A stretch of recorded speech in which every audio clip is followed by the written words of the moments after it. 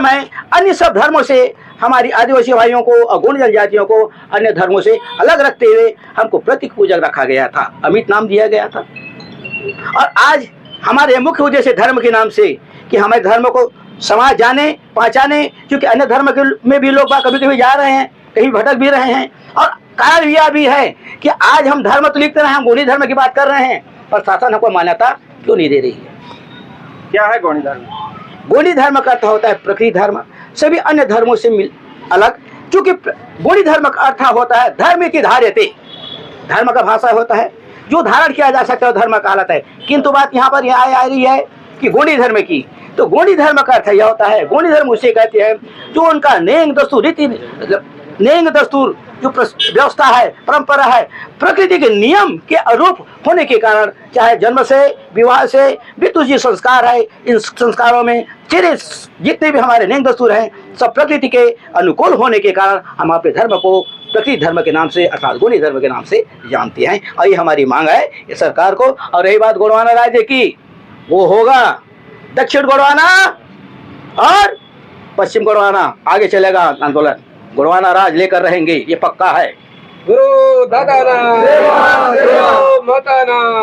57 परगना 52 गढ़ जिनके राज्य थे, गोंडवाना राज्य था, इतिहास साक्षी है, जिन्होंने सोने के सिक्के चलाए, 750 साल तक राज किया। अब आज वहां पर मेरा मुख्य उद्देश्य पत्रकार भाइयों से रेवांचल को हटा करके दुर्गावती पार कर रखा जाए, पहले लिखा हुआ था, क्यों ऐसा किया गया है? पहला मेरा प्रश्न है मंडला से। महारानी एक तरफ दुर्गावती का है और रेवांचल कैसे कहां से आ गया? रेवा पार के रेवांचल ये मंडला था।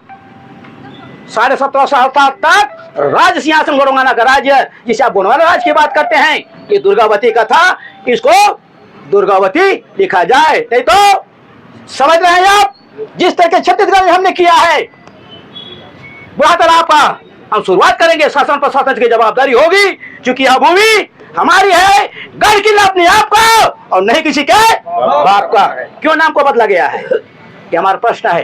शासन तक संदेश पहुंचाइए।